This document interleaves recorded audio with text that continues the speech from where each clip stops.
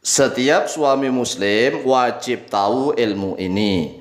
Jika tidak tahu maka dosa besar. Lalu pertanyaannya, jika sudah tahu tetapi tidak diamalkan, maka dosanya satu yaitu dosa tidak mengamalkan ilmunya. Lalu bagaimana yang tidak tahu? Nah, yang namanya tidak tahu berarti dia dosa yang pertama, dosa tidak mau mencari ilmu. Itu dosa besar. Karena mencari ilmu itu hukumnya fardu wajib. Yang namanya fardu wajib itu bila dijalankan berpahala, bila ditinggalkan berdosa. Dia dosa nih karena tidak tahu, karena tidak mau mencari ilmu. Yang kedua, dia sudah punya istri, sudah menjadi suami, tetapi tidak tahu ilmunya, dosa lagi, dosa bertumpuk dosa. Oleh sebab itulah mari perhatikan, kewajiban sang suami adalah memberikan nafkah lahir maupun batin. Nafkah lahir sudah tahu. Nafkah batin, salah satu kewajiban para suami muslim adalah memberikan nafkah batin kepada istrinya. Yang namanya nafkah batin yaitu memberikan pendidikan ruhani, ruhaniyah, memahami ilmu agama Islam. Oleh sebab itulah wajib bagi setiap lelaki muslim untuk mengaji ilmu agama Islam setiap saat. Setiap saat. Jadi setiap lelaki muslim itu harus tahu tentang ilmu Islam. Jika para suami muslim tidak bisa mengaji, membaca Al-Quran, tidak bisa sholat, tidak bisa memahami hukum-hukum Islam, maka bagaimana mereka bisa memberikan nafkah batin kepada istri mereka? Lawang mereka sendiri saja nggak bisa membaca Al-Quran, nggak bisa sholat, nggak ngerti tentang hukum-hukum Islam. Lalu bagaimana mereka bisa memberikan nafkah batin kepada istri mereka? Oleh sebab itulah wahai saudaraku kaum muslimin di Nusantara, setiap kita sebagai laki-laki wajib memberikan nafkah batin kepada istri. Yang namanya batiniyah adalah ruhaniyah. Rohaniyah adalah pendidikan ilmu agama Islam. Nah, kalau kita misalnya tidak tahu tentang hukum-hukum Islam, kita tidak bisa baca Al-Quran, kita tidak bisa sholat, lalu bagaimana kita bisa memberikan nafkah batin kepada istri-istri kita? Oleh sebab itulah wahai para suami, jika kita belum bisa baca Al-Quran, ayo bangkit, datangi guru-guru, pelajari Al-Quran. Jika kita saat ini belum bisa sholat, ayo bangkit, datangi guru-guru, belajarlah sholat, belajar wudhu, belajar bersuci. Jika istri kita tidak bisa sholat, maka kewajiban kitalah yang mendidik istri. Jika istri kita tidak bisa membaca Al-Quran, maka kewajiban kitalah yang mendidik istri membaca Al-Quran. Jangan disepelekan. Karena selama ini kan sudah salah faham, terlanjur salah faham. Saya Pak Kiai sudah memberikan nafkah batin kepada istri saya. Nah, ditanya lagi, apa tuh? Saya mampu melayani istri saya setiap malam 5 kali. Oh, itu bukan nafkah batin. Itu justru kewajiban istri, haknya suami. Jadi hubungan badan itu adalah biologis, namanya biologis, bukan ruhani, bukan batin, bukan. Yang namanya batiniyah adalah ruhaniyah. Ruhaniyah ini adalah butuh ilmu agama Islam. Sedangkan hubungan badan itu justru menjadi haknya suami, menjadi kewajiban istri. Jika hubungan badan itu seandainya menjadi kewajiban suami, pertanyaannya, suami itu diwajibkan berapa kali? Coba dijawab. Jika hubungan badan itu menjadi kewajiban suami sebagai nafkah batin misalnya, pertanyaannya harus dijawab. Kira-kira berapa kali setiap hari dan semalam untuk memberikan nafkah batin kepada istri kita?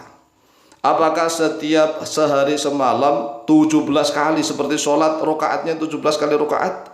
Ya kalau masih muda, Masya Allah, insya Allah kuat karena masih muda. Tetapi pertanyaannya bagi yang sudah tua-tua, yang sudah tua-tua katanya nih memberikan nafkah batin yaitu berupa hubungan badan kewajiban suami. Kemudian suaminya diwajibkan memberikan nafkah batin sebanyak 5 kali sehari semalam. Ya tele-telete, nah tele-telete nggak kuat pokoknya. Lawang lututnya aja sudah teklak-tekluk, itu lutut nih, belum pinggangnya, boyoknya. Oleh sebab itulah mari mengkaji ilmu. Thalabul ilmi fardhatun ala kulli muslimin. Mencari ilmu itu fardu atas setiap orang muslim.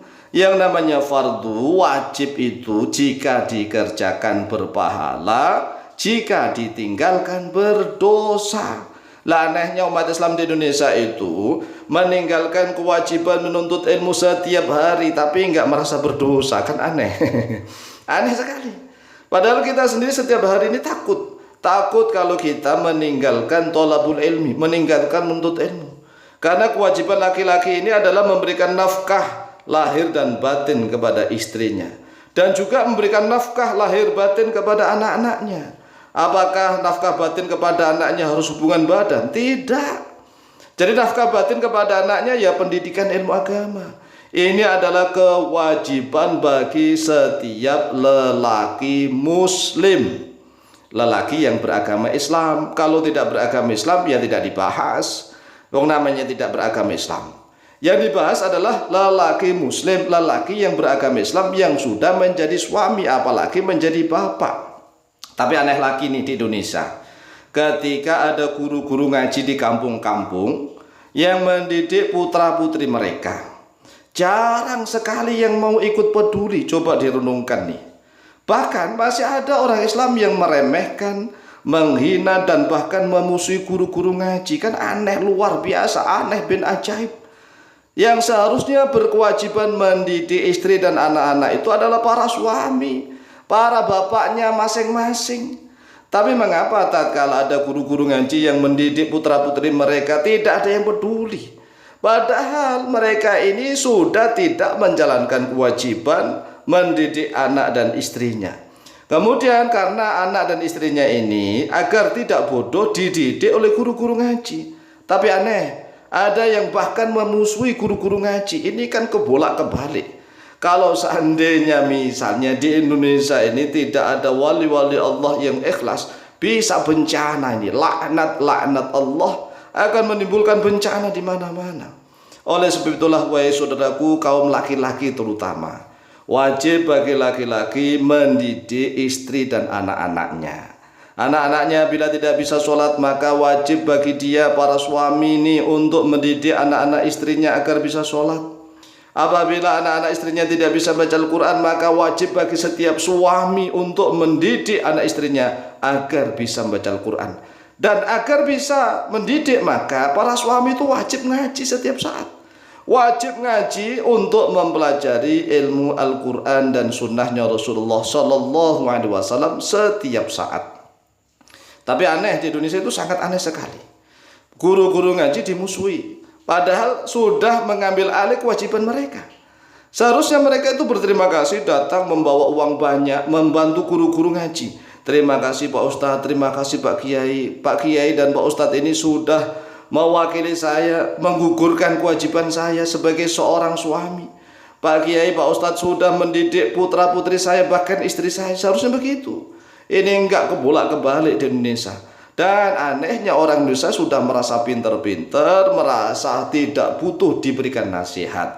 Padahal Masya Allah banyak kedoliman-kedoliman, kebejatan-kebejatan para suami di Indonesia karena tidak tahu hukum Islam. Contohnya nih, ada seorang suami yang cerai dari istrinya, kemudian anak dan istrinya ditelantarkan. Kalau istri adalah mantan, tidak wajib lagi memberikan nafkah lahir maupun batin, tetapi anak selamanya itu menjadi kewajiban suami. Demikian, semoga manfaat dan lebih kurangnya mohon maaf. Wallahu ta'ala a'lam bishawab.